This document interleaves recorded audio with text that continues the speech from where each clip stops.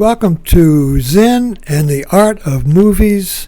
And the movie I want to talk about this time is The Life of Pi. The Life of Pi. Did you see that movie? I've saw it 2 or 3 times. And it is a profound movie because it leaves you with an impossible choice. Well, let's give a quick review. And if you haven't seen the movie, you should have seen it. It's about a boy who is shipwrecked, who is on a ferry with his family zoo, and the boat sinks, and he's on a boat with a tiger, a Bengal tiger, and the tiger has only one desire: to eat him.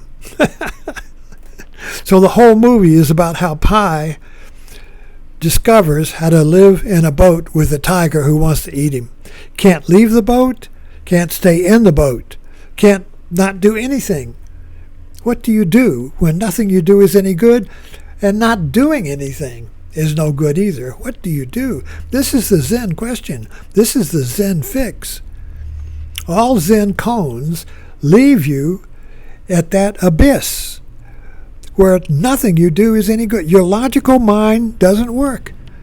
Your planning mind, your thinking mind, your scientific mind, your rational mind doesn't work. When you're in a boat with a Bengal tiger, you see, logic is thrown out the window. What do? You're in a place of discovery. You're in a place of Indiana Jones, who wants to get to the Holy Grail to heal his father, and he's at an abyss and there's no bridge. What does he do? Can't go back, can't go forward, can't stay where he is. He steps out on faith alone. And all the movies bring us to that point. Tom Cruise in Mission Impossible. The plans fail, the logic fails, the expectations fail. What does he do? He does the impossible. All of the great movies bring us to this edge, this razor's edge, where you can't not walk on it and you can't walk on it. Can't walk on a razor. What do? You can't not walk. What do you do? So this is the question of Pi. So the movie is about going through all this wondrous adventure of Pi discovering how to live in a boat with a tiger. And they have adventures. They go to a carnivorous island that gives you water during the day and kills you at night. Saves you during the day and kills you at night. Pi sees the Carnivorous Island and he takes the tiger and they leave. This is a metaphor for the world.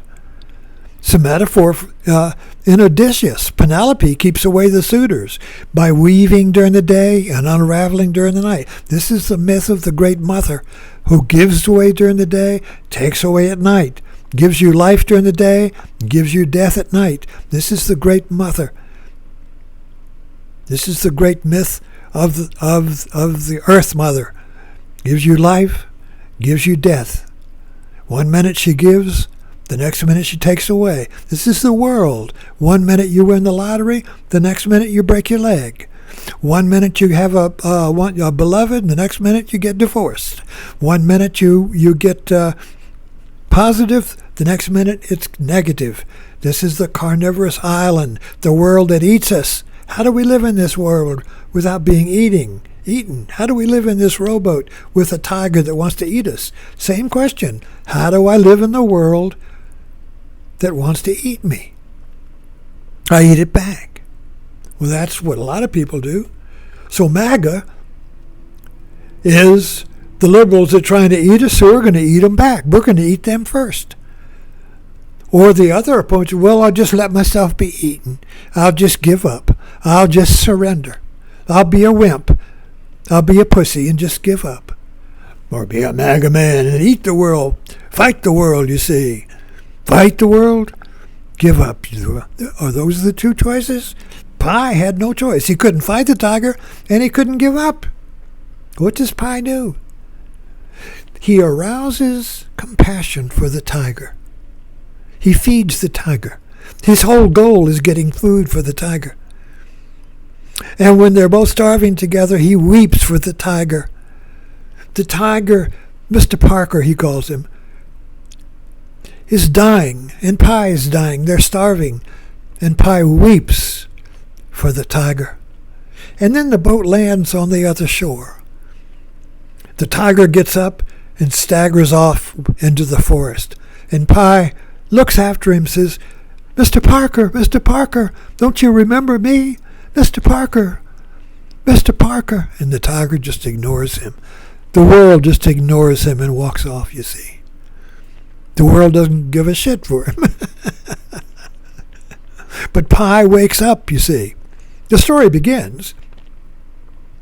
If Pi is all grown up, and a reporter comes to knock on his door, and he wants the story, because there's the reporter read a story in a newspaper, in the back of the newspaper, about this shipwreck, where a ship had sunk, and it had a boy and a cook, and a couple of other members of the crew, and they ate each other.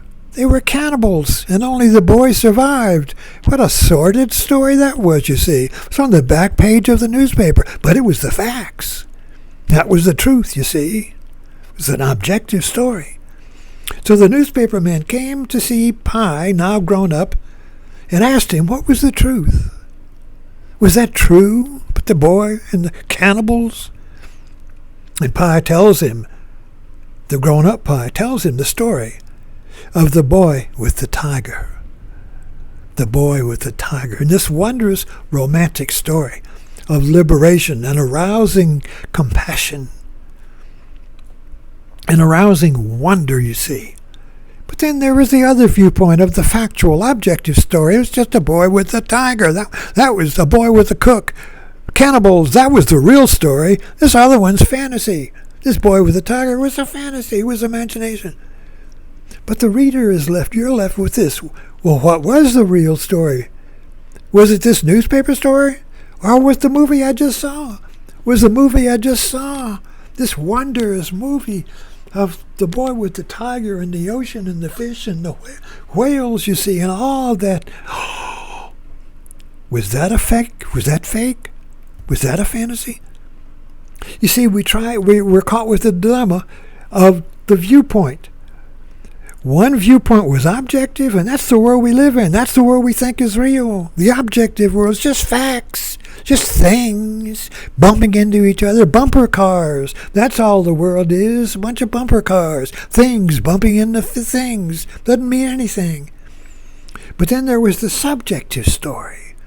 The subjective story. Where do you live? Where do we live? You see, we live in a subjective world where I'm a hero, where I am the world. I'm not just a fact. I'm not just an obituary, you see. I'm not just a thing. I'm alive. I'm Pi. Pi is an infinite word. It goes on forever. I'm infinite. I'm timeless, you see. Who am I? So this movie is a question. Who am I? Am I Pi? Infinite Pi, timeless Pi, wondrous Pi? Is the world my paradise? Or am I just a cannibal eating other people and other people eating me, you see? What a sordid story that is. What a sordid world we live in. What a sorrowful world we live in, where everybody's a cannibal eating everybody, you see. Where is Pi?